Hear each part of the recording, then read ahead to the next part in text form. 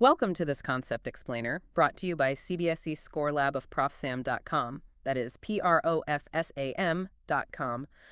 Today we are doing a deep dive into perhaps one of the most crucial topics in Unit 3, current electricity. We're talking about Kirchhoff's rules, KCR and KVR, and we promise you a clear, simple, and completely exam-safe explanation that will, I hope, permanently remove the fear of those complex circuit diagrams. Okay, so let's just jump right in. Imagine you're an engineer, you're designing a circuit, and it's complicated. It's got, say, 5 resistors, 2 different batteries, and the current is splitting and rejoining all over the place. If you try to use something simple like Ohm's law, V equals IR, or even our basic series and parallel formulas, they just fail. They completely break down. It feels like you're trying to figure out traffic in a huge city where every road connects to every other road.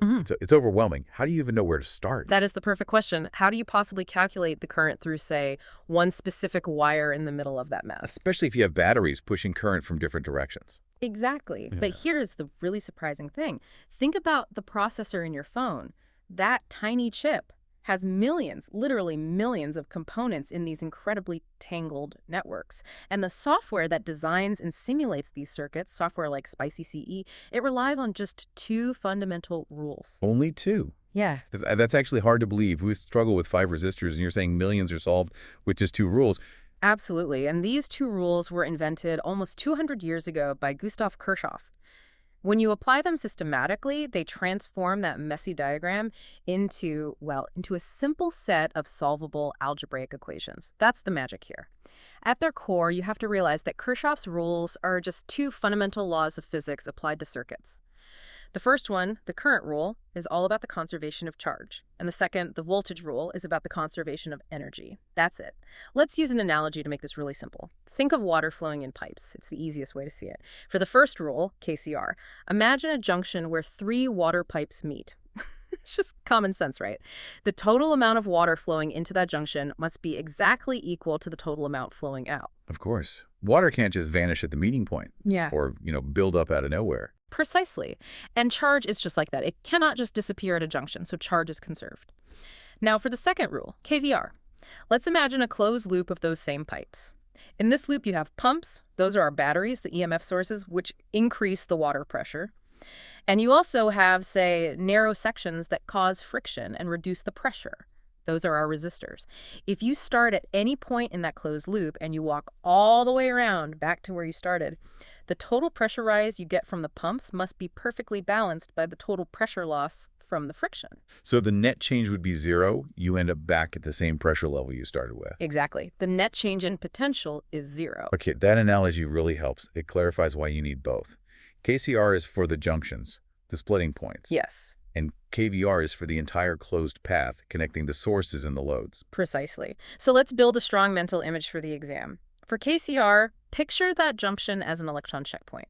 If 1 ampere of current comes in from one wire and maybe half an ampere from another, then 1.5 amperes must leave. it has to. Exactly 1.5. Charge is conserved.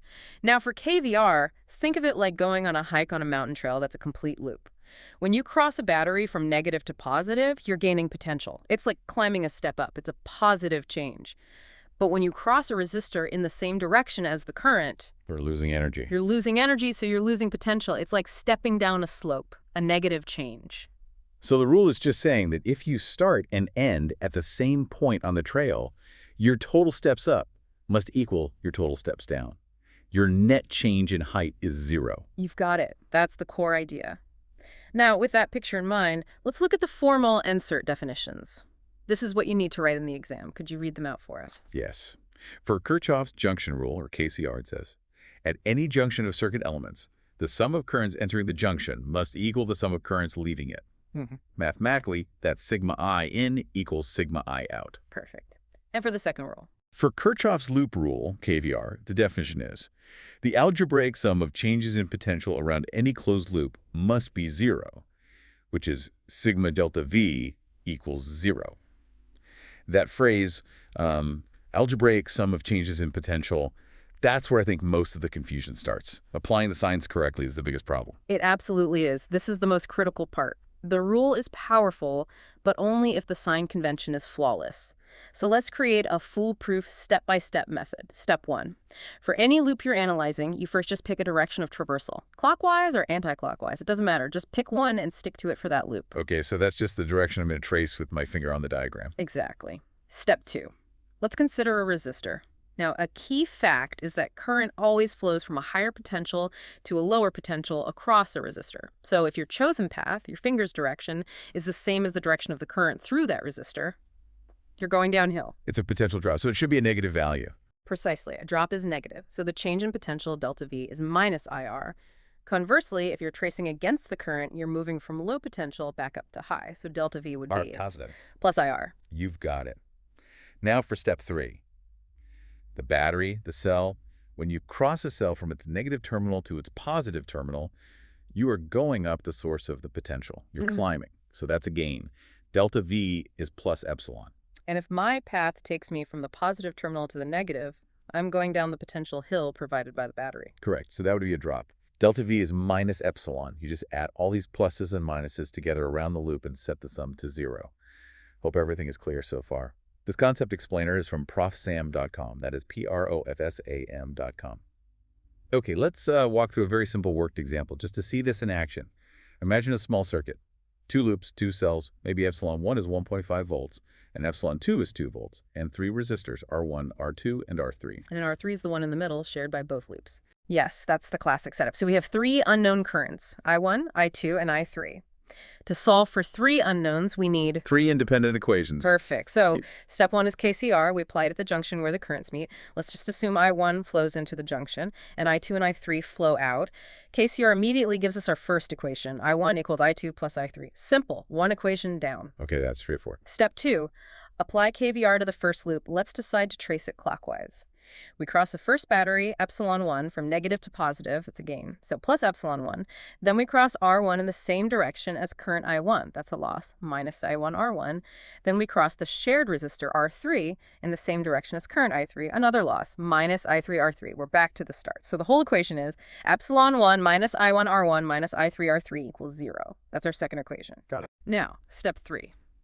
KVR for the second loop. Let's trace this one clockwise as well. Now here, we might cross the battery epsilon 2 from positive to negative, so that's a loss, minus epsilon 2.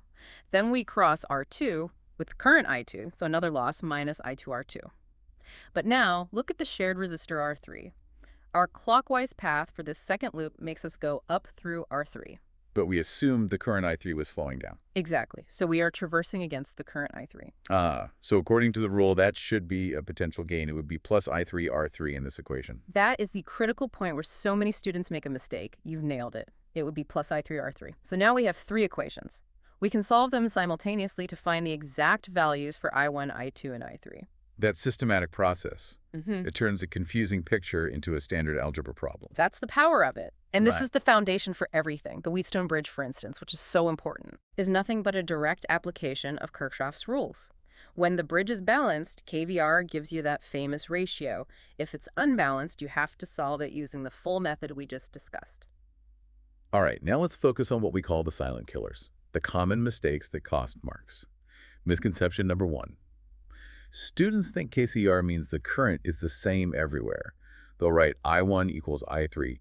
That is wrong. Right. The current is only the same in a simple series path with no junctions. Correct. KCR applies only at the junction. It says the total current coming in equals the total going out, but the individual branch currents can be and usually are different. Misconception number 2, and this is a big one.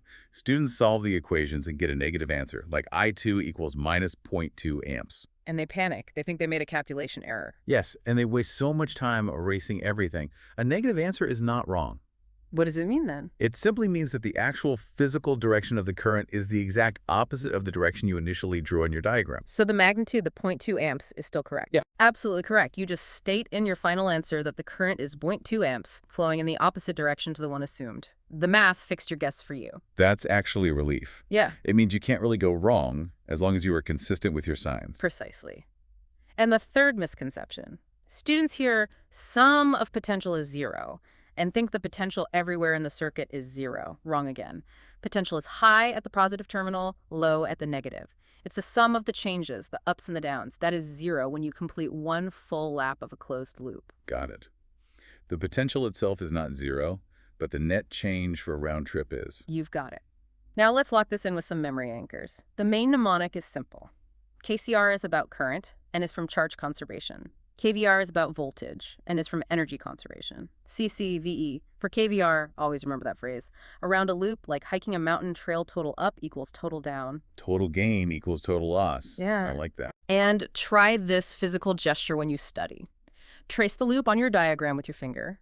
Lift your finger up for a potential gain, like plus epsilon. Push it down for a potential loss, like minus IR. When you finish the loop, your finger should be back at the same height it started.